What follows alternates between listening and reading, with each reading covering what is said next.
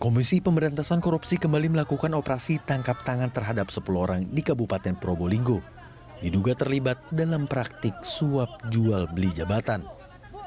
OTT yang dilakukan 30 Agustus 2021 berhasil mengamankan Bupati Probolinggo Puput Tantriasari dan suaminya Hasan Amunudin yang merupakan anggota DPR dari fraksi Nasdem. Menteri Dalam Negeri Tito Karnavian mengatakan, biaya politik tinggi menjadi faktor pendorong terjadinya praktik korupsi. Mulai dari biaya kampanye, mempersiapkan tim pemenangan, hingga dukungan partai politik.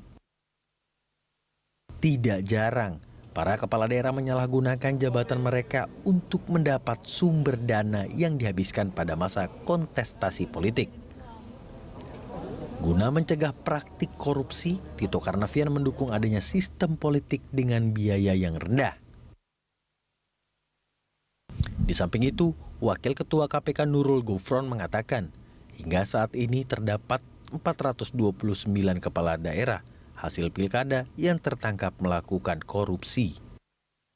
Tercatat kasus korupsi kepala daerah di era Jokowi sejak Oktober 2014 sampai dengan Februari 2021, yaitu Gubernur 4 orang, Bupati 38 orang, dan Wali Kota 7 orang.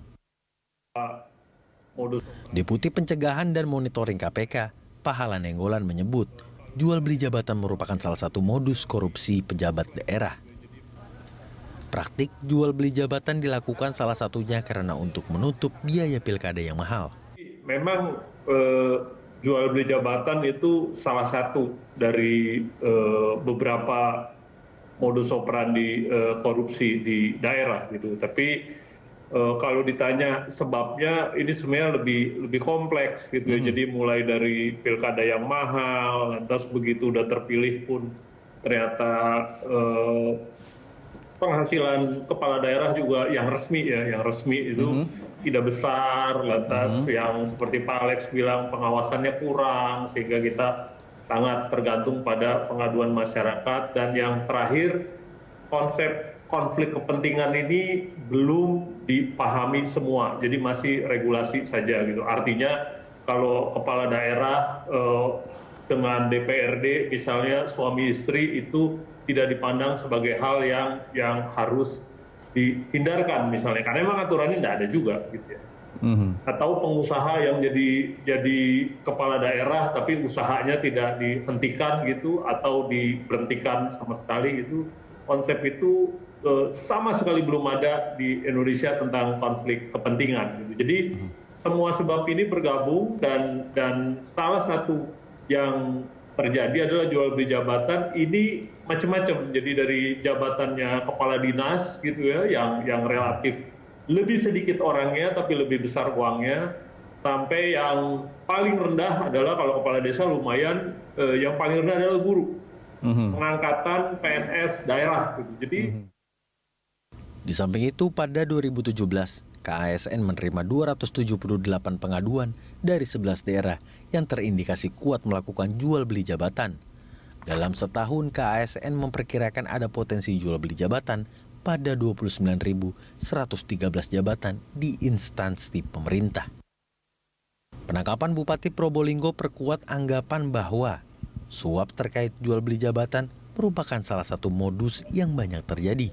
Sebab setiap tahun ada kepala daerah yang terjerat kasus korupsi terkait jual beli jabatan, di mana hal ini dikaitkan dengan kontestasi politik yang memiliki dana yang tinggi. Pemirsa, dicari pilkada ongkos murah, berikut topik dialog kita yang akan dibahas pada pagi ini. Penangkapan Bupati Probolinggo terkait dengan suap jual beli jabatan menambah daftar kepala daerah yang terjerat kasus korupsi. Menteri Dalam Negeri Tito Karnavian beranggapan hal itu disebabkan tingginya ongkos politik. Dan untuk membahasnya kita sudah terhubung dengan Wakil Ketua Komisi 2 DPR, ada Pak Risaan Mustafa dan juga Direktur Jenderal Otonomi Daerah Kemendagri Akmal Malik yang masih kita coba untuk hubungi pada pagi hari ini. Saya mau sapa dulu Pak Saan Mustafa. Selamat pagi Pak Saan. Selamat pagi. Iya Pak Saan, dengan adanya pernyataan dari Pak Mendagri ini, mungkin nggak kita punya sistem politik baru yang lebih murah? Ya sebenarnya pernyataan-pernyataan yang disampaikan oleh Pak Mendagri itu kan sudah lama ya kita dengar terkait dengan biaya yang tinggi terkait dengan pilkada. Nah, sekarang bagaimana mencari pemecahannya agar biaya politik di pilkada itu relatif murah dan nanti berimplikasi terhadap kepala daerah yang dilahirkan itu punya komitmen yang tinggi dan terhindar dari perilaku koruptif kan gitu loh. Nah, sebenarnya ada beberapa hal yang memang kita perlu cermati. Pertama, biaya calon kepala daerah mahal itu di hulunya itu kan ketika mencari dukungan partai. Ya. Ketika mencari dukungan partai itu udah hal yang umum ya didengar, tapi agak sulit untuk diberantasnya, yaitu terkait dengan soal politik mahar. Jadi mahar politik ini ketika mau mendapatkan dukungan dari partai dengan jumlah misalnya 20% kursi yang ada di parlemen, misalnya kalau misalnya kita mau maju di sebuah kabupaten, total kursinya di situ ada 50, maka kalau 20% syarat dukungan itu kan minimal 10 kursi, paling minimal. Nah, untuk mendapatkan dukungan itu praktek mahar itu real ya, ada kan gitu. Nah, bagaimana mencegahnya? Nah, politik mahar ini kadang tidak ada nilainya. Dia sangat nggak terbatas. Misalnya kalau barang kan jelas harga sekian per kursi. Kalau ini kan nggak. Nah, ini satu hal. Jadi, bagaimana mencegahnya? Karena nggak diatur di dalam undang-undang pilkada. Karena ini prosesnya mereka belum menjadi calon. Saya pernah mengusulkan bagaimana misalnya ini diatur. Jadi sebelum mendapatkan dukungan, justru praktek politik paling mahal kan di situ. Kepala daerah bisa menghabiskan untuk seorang calon bupati, wali kota, apalagi gubernur, itu bukan lagi miliaran, bahkan bisa puluhan miliar kan. Okay. Ini di sini saja. Ini satu hal yang menurut saya KPK, penegak hukum, dan juga nanti Kemendagri, DPR perlu memikirkan ini. Bagaimana mengatasi, itu satu hal. Nah, yang kedua, durasi politik kampanye. Kampanye juga, kalau misalnya masa kampanyenya durasinya terlalu lama, ini juga membuat biaya politik menjadi mahal. Apalagi kampanye-kampanye kita itu kan masih konvensional, masih akbar ya, masih di lapangan, kerumunan. Kadang ini mobilisasi peserta kan membutuhkan biaya juga. Nah, maka ke depan bisa diatur di dalam regulasi masa kampanye ini bisa diperpendek. Begitu masa kampanye diperpendek, tentu ini juga berpengaruh terhadap biaya politik menjadi lebih murah kan itu kan, karena memang waktunya tidak terlalu lama. Nah, yang ketiga, kita juga mendengar yang namanya put buying. Jual beli suara ya, put buying ke pemilih, istilahnya ada dengan istilah serangan pajar lah gitu kan. Nah, bagaimana mengatasi put buying? Nah, sebenarnya kan sudah diatur, ada yang namanya ketika seorang calon kepala daerah melakukan put buying, membeli suara ke masyarakat, itu kan bisa didiskualifikasi. Nah, di sini juga dibutuhkan misalnya profesionalisme, dalam hal ini adalah penyelenggara, terutama misalnya Bawaslu, aparat penegak hukum, misalnya untuk benar-benar bertindak tegas untuk mengatasi yang namanya put buying. Put buying juga membutuhkan uang yang begitu besar.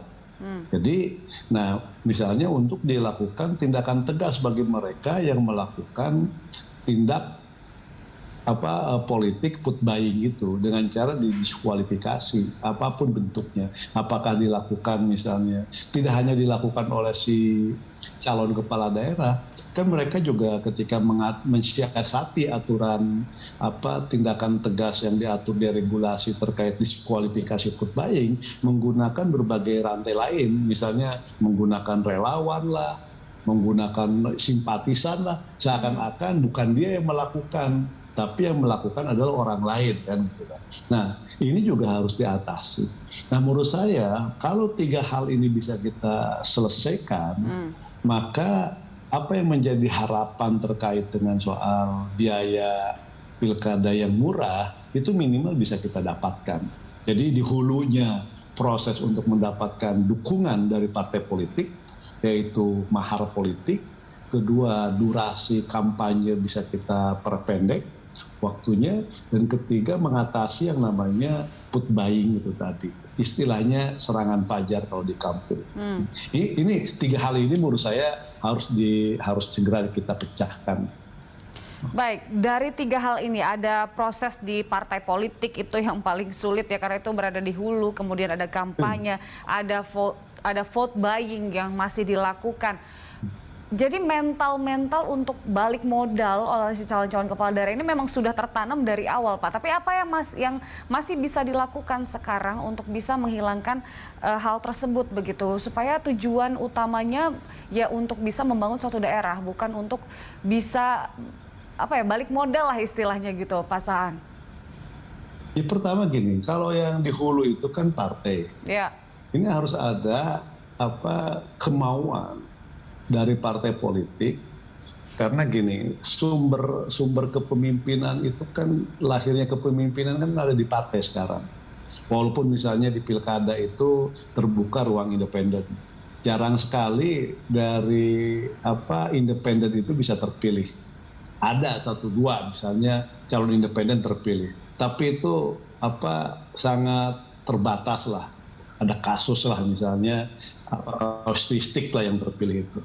Nah, partai itu adalah sumber kepemimpinan baik di nasional maupun di lokal. Nah, kalau proses lahirnya pemimpin dari partai itu diawali dengan proses yang cacat, tadi dengan adanya mahar politik yang begitu besar, maka turunannya tuh panjang, gitu kan? Yang produknya itu tadi jual beli jabatan. Untuk mengembalikan modal yang paling murah itu adalah jual beli jabatan. Bisa dalam 1 tahun, 1 periode itu kepala dinas bisa diganti berapa kali. Jadi kita bayangkan dari mulai pengangkatan kepala dinas, sekretaris dinas, kabid di dinas, kepala-kepala sekolah yang menjadi tanggung jawabnya dari mulai SD, SMP misalnya, bahkan dalam konteks tertentu kepala sekolah SMA, SMK, ini menjadi sumber-sumber jabatan yang bisa dijual belikan. Nah, ini turunan dari tadi. Nah, harus ada kesadaran dan sekaligus juga mungkin nanti adalah sanksi bagi partai yang terbukti melakukan politik mahar ya dalam kerangka mendukung seseorang, itu bisa dikenakan sanksi, misalnya untuk pilkada yang akan datang tidak boleh mencalonkan. Nah, tapi bagaimana caranya? Karena ini kan umumnya ada di bawah meja. Ini kan praktek gelap sebenarnya. Jadi yang namanya politik mahar itu kan sebenarnya praktek gelap di pasaran politik kita kan gitu kan, yang tidak tersentuh oleh berbagai aturan apapun, dan KPK pun tidak bisa nyentuh itu kan gitu loh. Karena prosesnya belum dimulai nih, ini awalan banget gitu. Nah, bagaimana nanti regulasinya kita tarik ke situ juga gitu kan gitu loh. Jadi harus dibuat aturan regulasi yang mengatur praktek jual beli dukungan. Jadi partai pun sudah melakukan jual beli dukungan gitu loh, mentransaksikan jumlah kursinya dan sebagainya. Jadi 1 kursi dihargai berapa ratus juta misalnya, bahkan ada yang miliaran, bahkan nggak terbatas juga. Nah, hal-hal seperti ini harus dijangkau oleh regulasi sehingga penegak hukum maupun penyelenggara pemilu dalam ini Bawaslu itu punya aturan untuk masuk ke wilayah itu. Kalau soal durasi kampanye itu kan bisa kita perpendek. DPR, pemerintah, penyelenggara gampang kan gitu untuk atur saja yang biasanya 6 bulan jadi 3 bulan. Tapi ketika masuk dalam 2 hal itu tadi, hulu dan hilir, yaitu put buying, ini yang memang masih perlu carikan jalan keluarnya. Baik. Pak Saan, kita masih akan lanjutkan dialog kita terkait dengan sistem politik baru yang rencananya akan dibuat murah ini. Usai jeda, pemirsa tetaplah bersama kami di Good Morning Jakarta.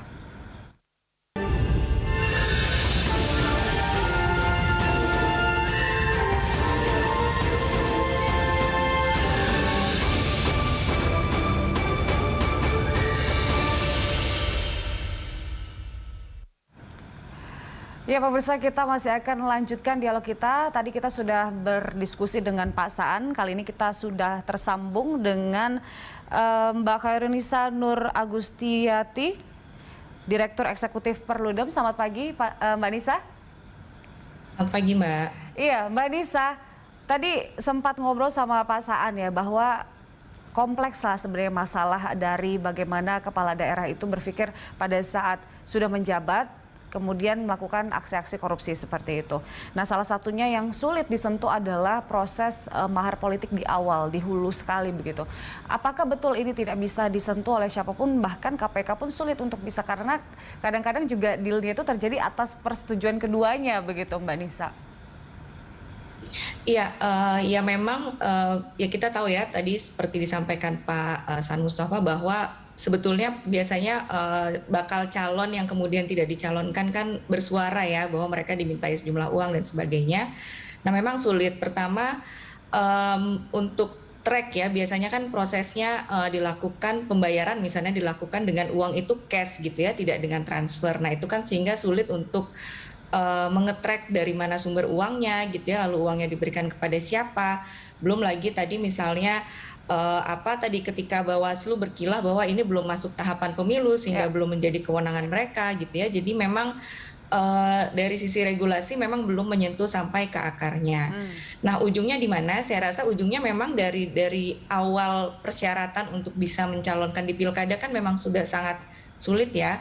Misalnya kalau untuk dari jalur partai politik kan kalau di kepala daerah harus mendapatkan dukungan 20% DPRD atau 25% suara. Yang ini memang tidak mudah begitu ya. Dari satu sisi seseorang itu pertama dia harus dicalonkan dulu oleh partainya. Lalu kalau partainya berkoalisi kan harus disetujui juga oleh koalisi partai-partai yang lain begitu ya. Nah untuk bisa mendapatkan persetujuan ini kan juga tidak mudah. Belum lagi misalnya siapa yang kemudian dicalonkan. Terkadang kan kewenangannya ada di tingkat pusat ya untuk memberikan persetujuan siapa yang dicalonkan. Biasanya adalah mereka-mereka yang punya modal finansial besar seperti itu sehingga ya tidak ada proses demokratisasi, tidak ada proses merit di situ sehingga memang sejak awal dari desain regulasi memang membuat gitu ya mendesain ini menjadi proses yang mahal begitu dan sulit sekali untuk bisa diusut.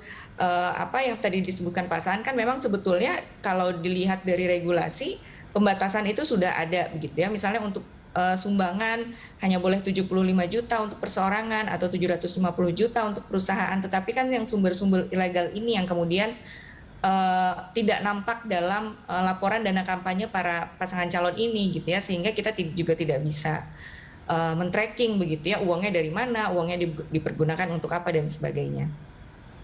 Oke, Mbak Nisa, jadi tanggapan Anda mungkin nggak dengan wacana akan membuat sistem politik baru yang lebih murah ini bisa membuat mental-mental kepala daerah yang gue melakukan korupsi nanti untuk bisa balik modal itu bisa berkurang lah setidaknya, Mbak Nisa?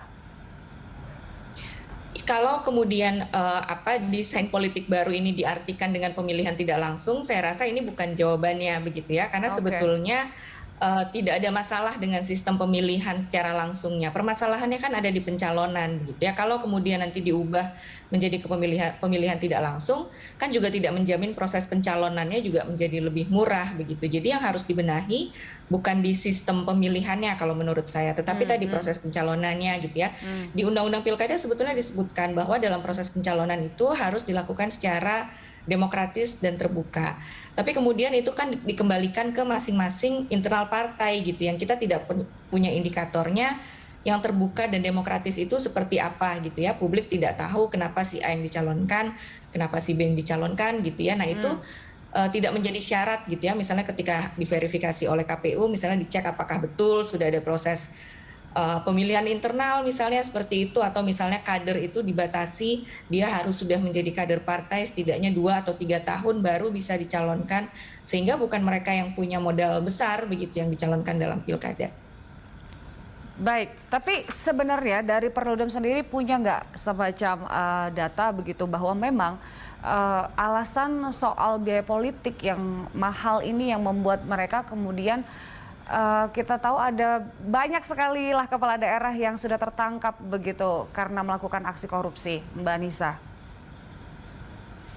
Ya, ya tadi ya kan memang dari awal prosesnya sangat mahal gitu ya, menjadi mahal dan sulit begitu ya, sehingga memang ketika terpilih ya ada keinginan untuk balik modal tadi. Nah, proses sejak awal gitu ya, proses sejak awal yang kita tidak pernah bisa menjangkaunya. Lalu kemudian sebetulnya kalau pertanyaannya apakah ada ketentuan pidana, banyak sekali di undang-undang kita. Undang-undang pilkada, undang-undang pemilu itu banyak sekali ketentuan pidananya.